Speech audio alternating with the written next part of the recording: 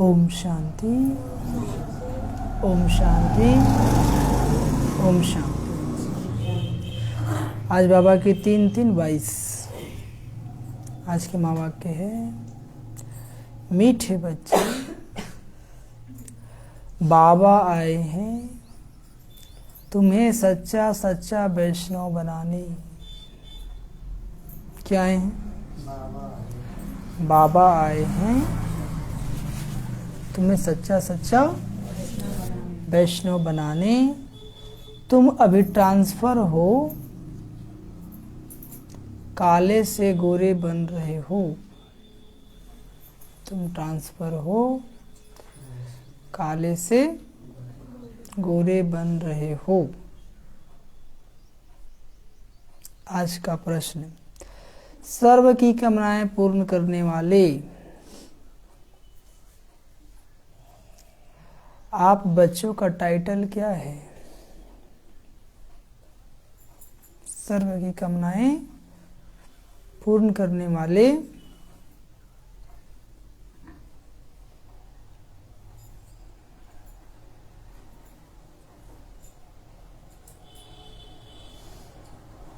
आप बच्चों का टाइटल क्या है? तुम्हें कौन सी कामना पूर्ण करनी है? तुम्हें कौन सी कामना पूर्ण करनी है?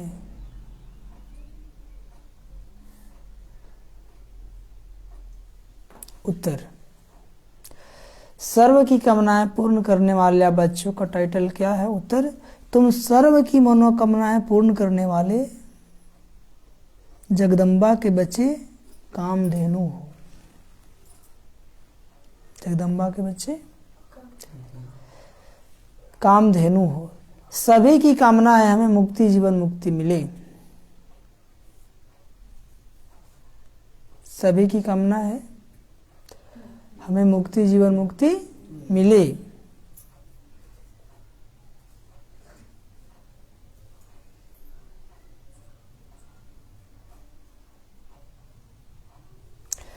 तो तुम जगदम्बा जगत पिता के बच्चे, तो तुम जगदम्बा जगत पिता के बच्चे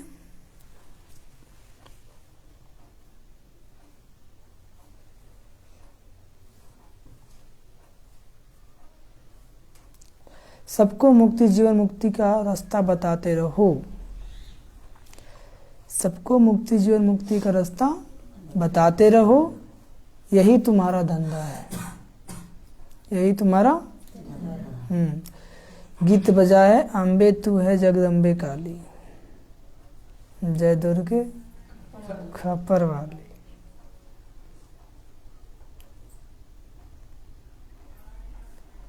तो मैया हम सब उतारे तेरी आरती। ओम शांति। तो मीठे बच्चे, बाबा आए हैं तुम्हें सच्चा सच्चा वैष्णव बनाने। वैष्णव किसको कहते हैं? जो पवित्र रहता है। वैष्णव एक वल्लभाचारी वैष्णव होते हैं, वो किसी को अपने शरीर में भी टच करने नहीं देते। हाँ, तो बाबा कहते सच्चा वैष्णव बनना है। क्या बनना है? सिर्फ लहसुन प्याज नहीं खाते हैं वो तो बात अलग है, लेकिन पवित्रता का पालन करते हैं। उसको क्या बोलते हैं? जिसका दृष्टि वृत्ति एक दूसरे के प्रति पवित्र हो, वही कौन है? सच्चा वैष्णव। अभी तुम ट्रांसफर हो, काले से गोरे बन रहे हो। अभी तुम ट्रांसफर होकर क्या बन रहे हो? प्रश्न है कि सर्व की कामनाएं पूर्ण करने वाले आप बच्चों का टाइटल क्या है? तुम्हें कौन सी कामना पूर्ण करनी है?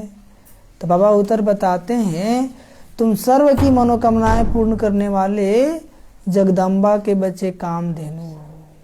जगदम्बा के बच्चे क्या हो? कामधेनु हो।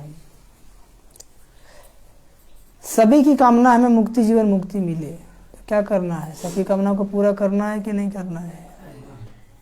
करना है ना। तो बाबा कहते हैं, तो तुम जगदम्बा जगत पिता के बच्चों को सबको मुक्ति, जीवन मुक्ति का रास्ता बताते रहो। यही तुम्हारा धंधा है। क्या है? अब जिसका जो धंधा है वो नहीं करेगा तो क्या हो जाएगा? चौपट हो जाएगा ना। तो आपका धंधा ही क्या है? जो भी रास्ता में मिले उसको बाबा का संदेश देना, उसको सदगति स्वर्ग का रास्ता बताना।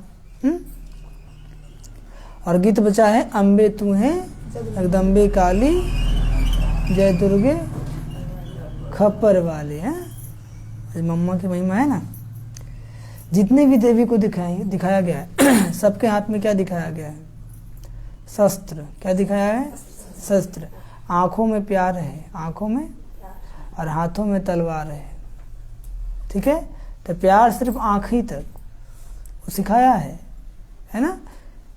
वो निर्बल नहीं दिखाया, शक्तिशाली दिखाया है। क्या दिखाया है? हाँ। ओम शांति। तो यह है मम्मा के लिए भक्तों की महिमा। कहते हैं कि भक्तों की रक्षा करने वाले। अब यह भक्ति मार्ग हो गया ना। मम्मा की महिमा शिव बाबा के पिछाड़ी है। मम्मा की महिमा जब परम पिता परमात्मा शिव आते हैं तब आकर जगदम्बा को रचते हैं। रचने का अर्थ ही है ट्रांसफर करना। रचाएं क्यों? परिवर्तन करने के लिए। काले को गोरा बनाते हैं ना। इस समय जगदम्बा तो एक ही है, जैसे शिव का चित्र तो एक ही है, फिर उसके भिन्न भिन्न नाम रख भिन्न भिन्न मंदिर बनाए हैं।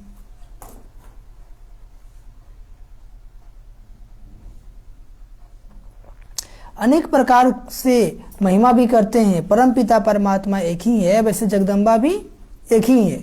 2 भुजाओं वाली है। कितने भुजाओं वाली है? क्या 8 भुजाओं वाली है? 8 भुजाओं वाले कोई देवी देवता होते नहीं है। जो अष्ट शक्ति दिखाया ना, वो अष्ट शक्तियों का प्रतीक 8 भुजाएं दे दिया। रियल में 8 भुजा होता। अब 8 भुजा होगा तो खाएगा कैसे, सोएगा कैसे, चलेगा कैसे? है कि नहीं? नहीं बोल रहे हैं। तो 8 प्रजापिता अथवा जगदम्बा भी 2 भुजा वाली है। जगदम्बा की महिमा जास्ती कलकत्ते में है। कहाँ है? मशहूर है काली कलकत्ते वाली। उनका चित्र बहुत भयानक बनाया है।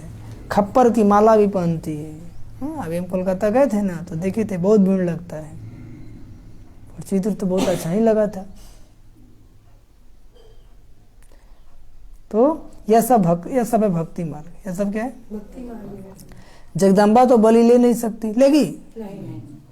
तो बलि कौन ले रहा है?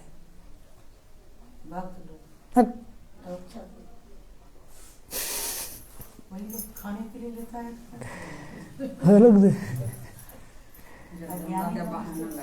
हाँ, तो बाबा कहते हैं माँ तो खाना खुद है और चढ़ाते हैं। और चढ़ाते क्या? धड़। जो नहीं खाते वो दे देते देवी को, और जो खाते अपने घर है। अब प्रसाद समझ के खाते हैं, बांट बांट करके, है ना। उन्होंने कहा कि मैं बोलने वाले को चढ़ा दो, मैं को चढ़ा दो, अहंकार को चढ़ा दो। तो मैं बोलने वाला जानवर को लोग चढ़ाना शुरू कर दिया। हाँ, मैं कौन बोलता है? बकरा, बकरी, है ना। तो उसी काटना लोग शुरू कर दिया। तो वही बाबा कहते हैं कि वह बलि कैसे ले सकती है, अथवा मांसाहारी कैसे हो सकती है? देवी कहीं मांसाहारी हो सकती है? यहाँ तक कि महाकाली भी नहीं कुछ खाती है। जितनी भी देवियां हैं ये सब मनुष्यों का मन गढ़ंत है। क्या है? उनके मंदिर न सिर्फ कलकत्ते में है परंतु बहुत जगह है। माता अपने बच्चों की बलि थोड़ी ही लेगी क्या? तो माता होगी कुमाता हुई। भक्ति कितनी कड़ी है। अब उन्हों कोई बैठ समझावे कि जगदम्बा का ऐसा भयानक रूप नहीं होता, न ऐसी बलि लेती है। उनमें भी एक है वैष्णो देवी और दूसरी है मांसाहारी देवी। एक कौन है? अब जो मांसाहारी है वो वैष्णव बनती है ना। बल मम्मा तो कुमारी है, शायद कुछ न भी खाया हो। जगदम्बा ब्रह्मा की बेटी कुमारी ठहरी ना। अब कुमारी को फिर अम्बा कैसे कहा जाता है समझने की बात है। ये क्या है? बाबा आते हैं, बाबा निमित्त बना देते हैं ना, तब से मम्मा बन जाती है। कलकत्ते में बहुत पूजा होती है, बहुत भयानक शकल बनाई है। जगदम्बा की तो ऐसी शकल हो न सके। वह सबकी मनोकामनाएं पूर्ण करने वाली है। वह सच्ची सच्ची वैष्णव देवी है। उसके पीछे जन्म में जरूर मांसाहारी होगी। पिछले जन्म में हाँ, फिर वैष्णव अथवा पावन दैवी गुण वाली बन रही है सारी संगम के बाद। तो जगदम्बा के मंदिर में जाकर महिमा करनी चाहिए। पहले बताना है निराकार आत्माओं का बाप भी एक है। फिर साकार प्रजापिता ब्रह्मा भी एक है, ब्रह्मा की बेटी सरस्वती भी एक है, वो कभी बलि आदि नहीं लेते। पहले सुंदर थी, अब सांवरी, फिर सुंदर बनेगी।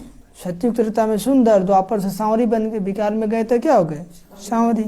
अब फिर से बाबा सुंदर बनाने आए हैं, तो सारा कुटुंब भी सुंदर बन जाएगा ना।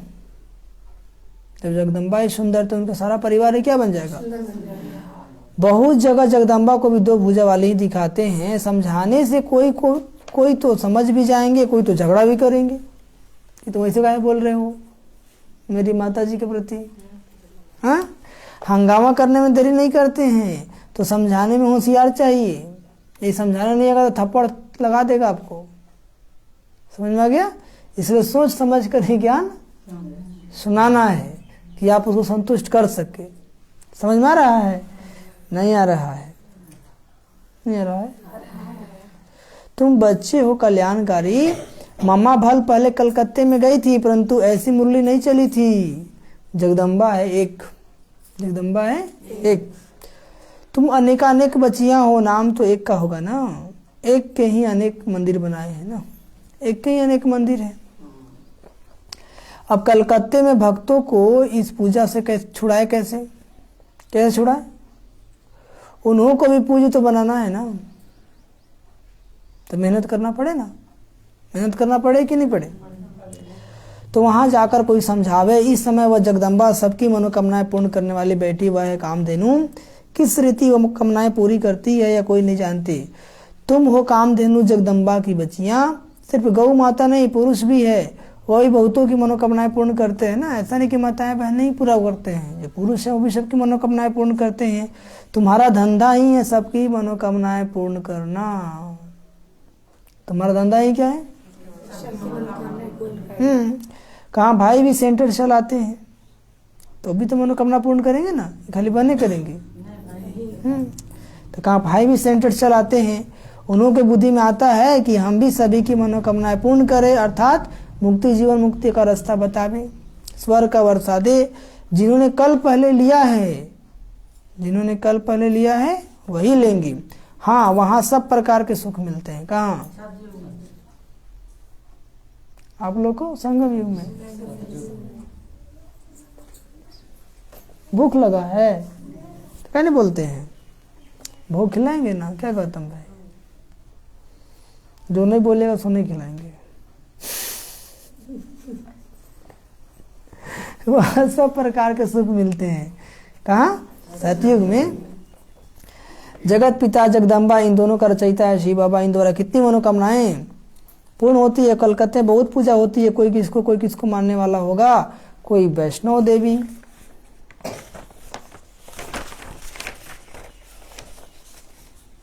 को भी मानने वाले होंगे। वैष्णव देवी की पूजा कहाँ होता है?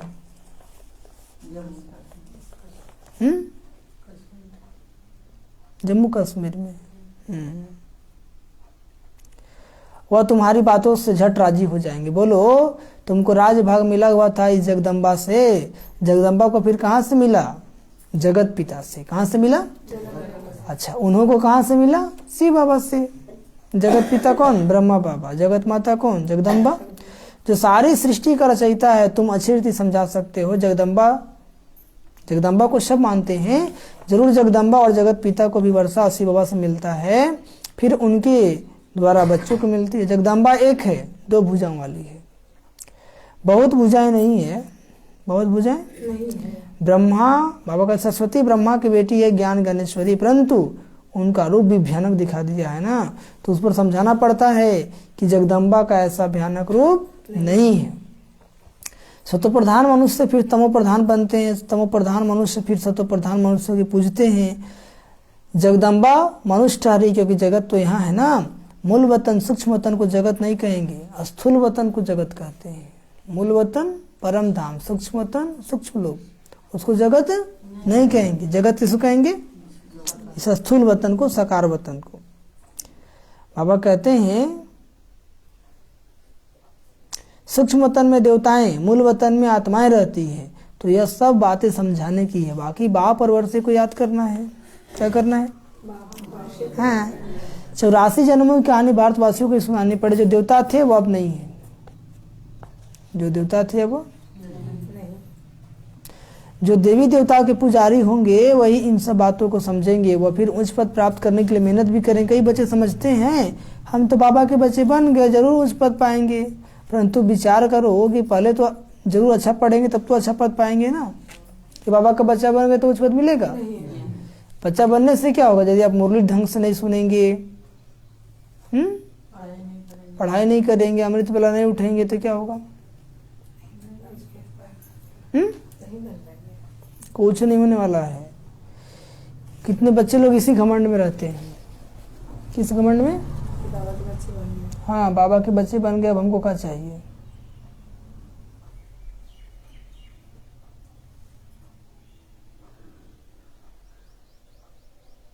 आप लोगों को ऐसा नहीं ना है जो ऐसा सोचता है?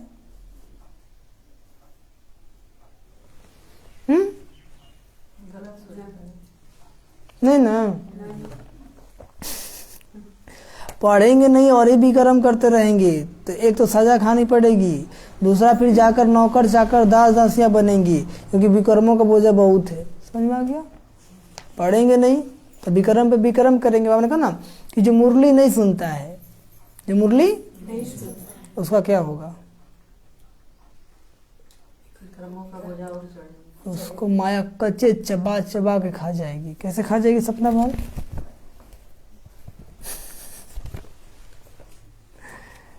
माया अजगर हप कर जाएगी। मुरली के महावाक्य है ना, क्योंकि आत्मा का भोजन क्या है? ज्ञान। आत्मा का भोजन क्या है? और यदि आप मुरली सुनेंगे नहीं, आत्मा का भोजन देंगे नहीं, तो आत्मा क्या हो जाएगी? कमजोर। क्या हो जाएगी? कमजोर हो जाएगी। इसके बाद क्या होगा? माया आपको कभी इधर से लगाएंगे थप्पड़, कभी इधर से लगा, कभी आगे से ही लगा देंगे, दांत तोड़ देगी। समझ में आया? करिश्मा बहन को नहीं समझ में आया? नाम तुम्हारा है, बाकी निशाना सब पर है। समझ में आया ना? हाँ, इसलिए मुरली कभी मिस नहीं करना है, मुरली मिस नहीं करना है। अब घर में है, नहीं सुविधा है तो भाई मोबाइल से ही सुनिए। अभी तो बाबा भी ऑनलाइन है। क्या है? ऑनलाइन है कि नहीं? नहीं है तो पीछे समझ में आता है। तो बाबा कहते हैं बस अपना डाटा ऑन रखिए। डाटा ऑन रहेंगे तब ना, मतलब मैं आत्मा हूं तो डाटा आपका ऑन है, समझे? तब तो बाबा से ऑनलाइन मिलन कर पाएंगे। ठीक है? यदि आपका डाटा कमजोर मतलब नहीं चल रहा है तो वाईफाई ले लीजिए। क्या ले लीजिए? बगल वाला से। समझ में आ रहा है ना? नहीं आ रहा है तो वाईफाई हम दे देंगे। ठीक है? अब आपका खुद नेटवर्क नहीं चल रहा तो आप वाईफाई क्या देंगे? समझ में आ गया? जिसका डाटा अच्छा स्पीड में चल रहा है वही वाईफाई दे सकता है। तो सारी कहानी अभी की है। सारी कहानी अभी की मतलब संगम की है। कब की है? तो बाबा कहते हैं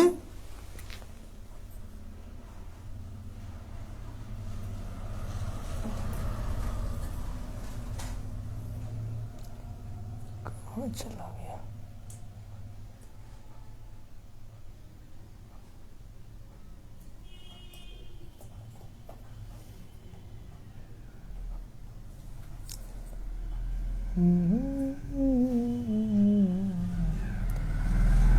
मेरा बाबा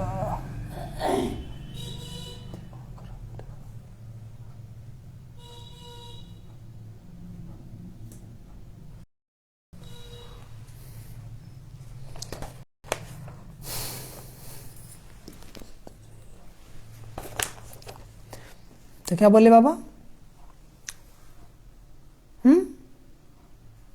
कुछ नहीं बोले।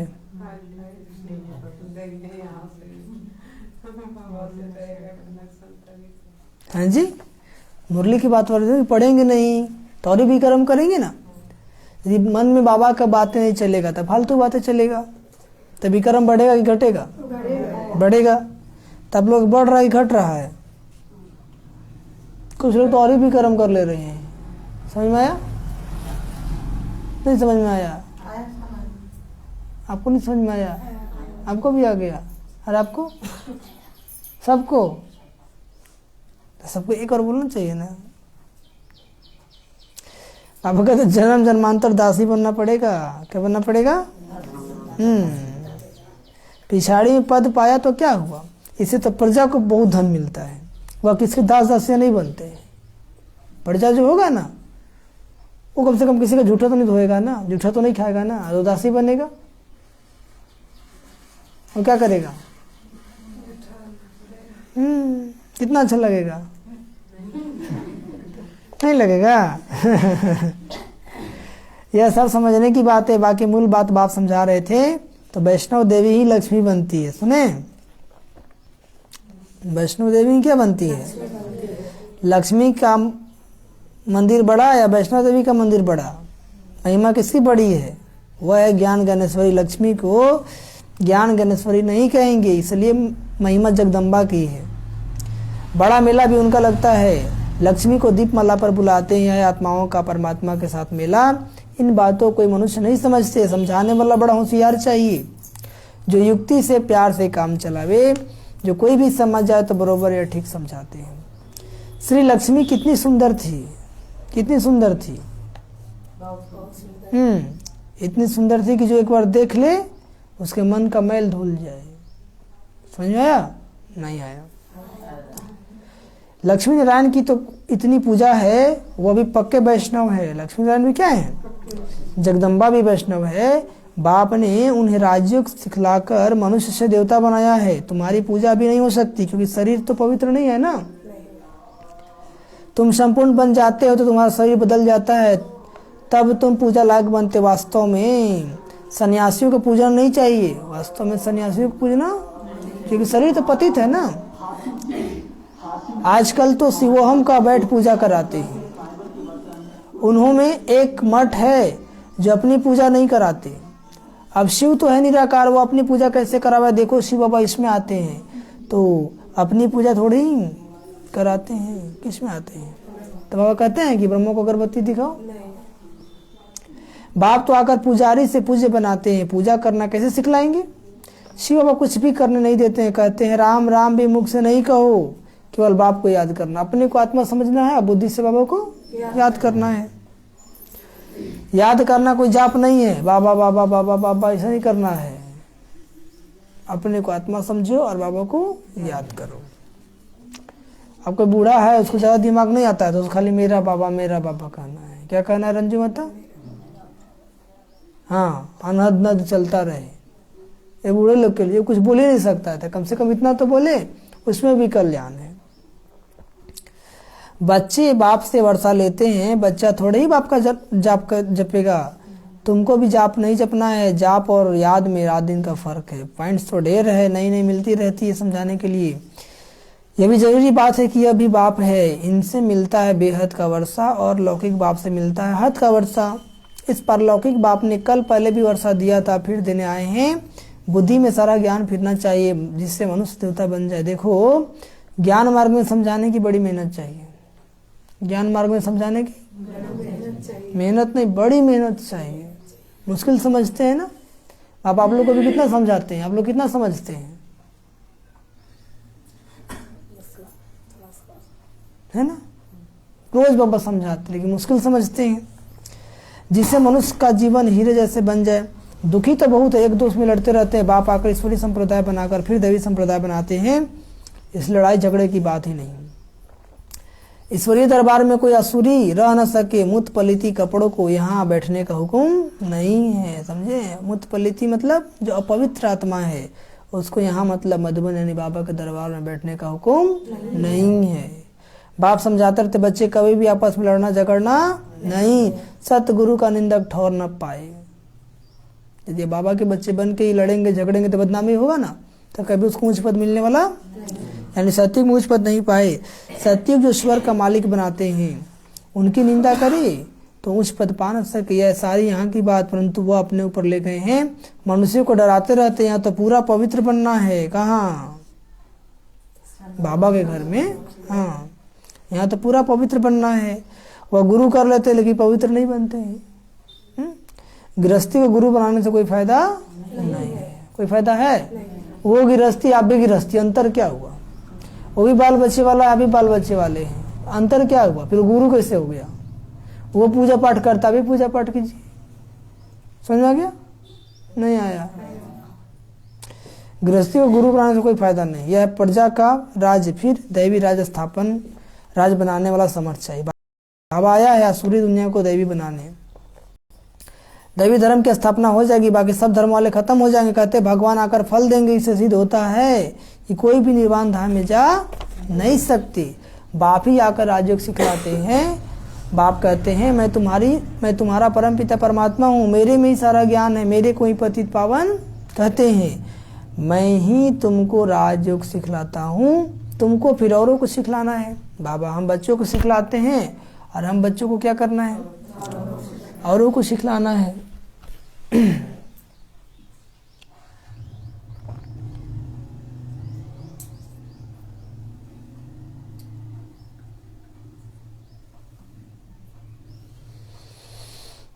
समझाने वाला सब एक जैसे नहीं है ना। मुरली यही है, 10 लोग पढ़ेगा 10 तरह से पढ़ देगा। समझ में आ गया? जिसकी जैसा पुरुषार्थ वैसे एक्सप्लेन कर देगा। कोई तो एक्यूरेट बताते भी नहीं मुरली का पॉइंट, उनके मन में जो रहता है उसी अनुसार चला दिए। आपको लगा कि बाबा ही बोल रहे हैं, लेकिन ऐसा होता नहीं है। हाँ। पहले का नियम था कि जब तक 10 साल तक ज्ञान योग का तपस्या नहीं किया है तब तक उसको मुरली सुनाने का ऑर्डर नहीं है। 10 साल हुआ तब सिल्वर बैज मिलता था। कौन बैज? और 15 साल के बाद गोल्डन बैज। तब वो सिल्वर बैज मिलने के बाद वो संदली पे बैठ सकता था। यहाँ बैठे ना 10 साल होने के बाद। जब तक 10 साल उसका पुरुषार्थ नहीं हुआ है तब तक इस गद्दी पे बैठने का अधिकारी, क्योंकि तब तक माया का युद्ध चलता है। और जब स्टार्टिंग जब लोग पुरुषार्थ शुरू करते तो उनको माया बहुत तंग करता है। उस कंडीशन में वो इस पर बैठने के योग्य नहीं है। तो पहले नियम से चलता था बाबा का घर, इसलिए वाइब्रेशन भी होता था, वृद्धि भी होता था, जो आत्मा आता था उसको बल भी मिलता था। और अभी लोग आते आते क्या बन जाते हैं? आते आते दादी दीदी बन जाते हैं। ठीक है? तो क्या होता है? अपना तपस्या था नहीं तो वाइब्रेशन नहीं बन पाया, खुद में कमी तो निमित्त में भी कमी आ गया। लाइट जलाइए। ठीक है? तो भाई बाबा कहते हैं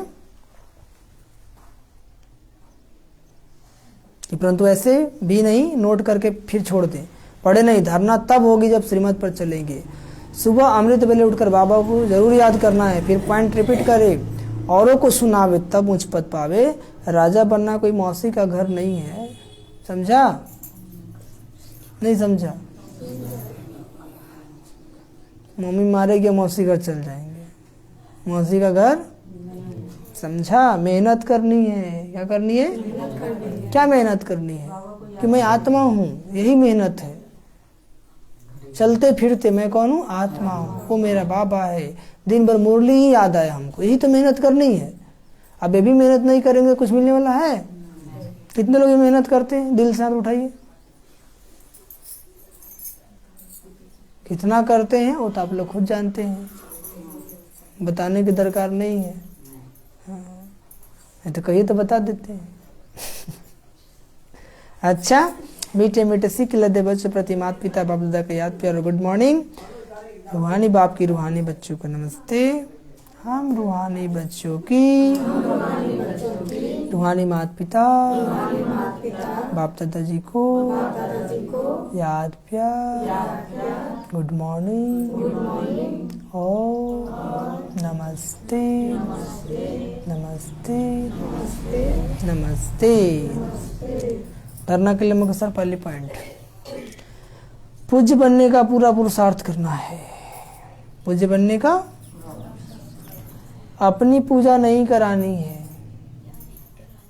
अपनी पूजा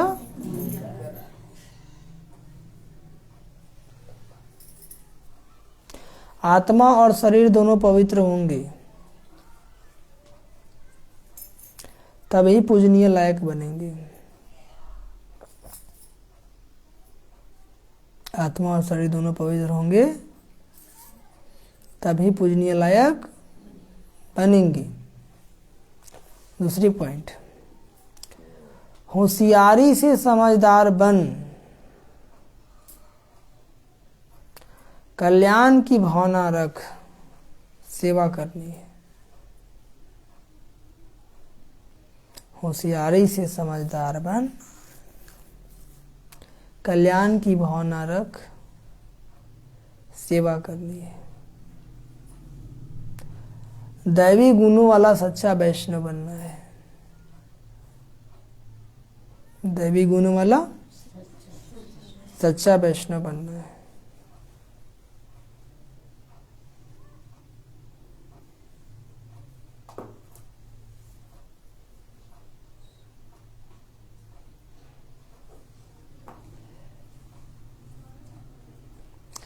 और आज का वरदान, परमात्म प्यार में धरती की आकर्षण से ऊपर उड़ने वाले, परमात्म प्यार में धरती की आकर्षण से ऊपर उड़ने वाले माया प्रूफ भाव, माया प्रूफ भाव।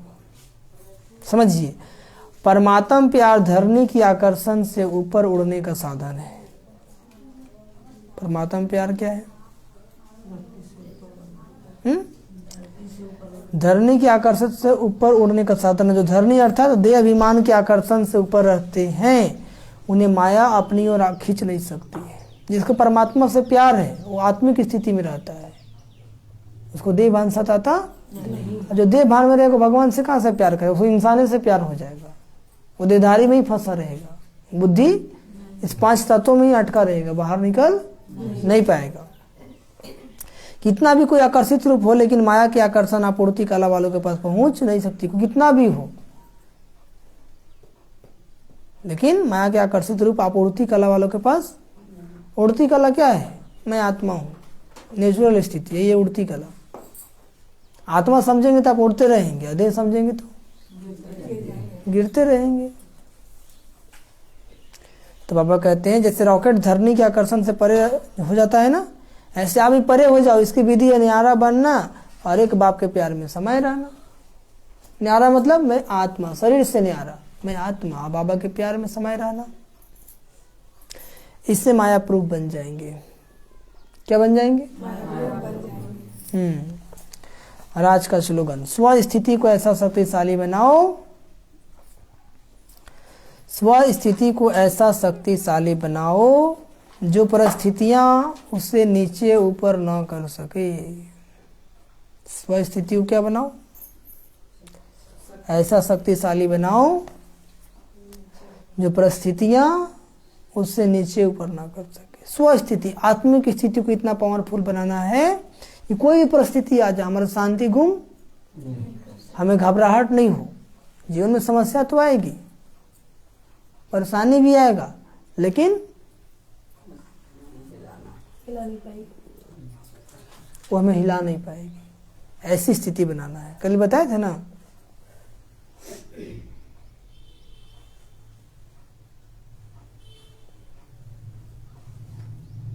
तो स्व स्थिति को ऐसा शक्तिशाली बनाओ जो परिस्थितियां नीचे ऊपर न कर सके। आत्मिक स्थिति, बाबा मेरे साथ है, बाबा मेरा साथी है, तो क्या होगा? क्या होगा? अच्छा, ओम शांति, ओम शांति, ओम शांति। अब हम लोग 5 मिनट याद करेंगे बाबा को। ठीक।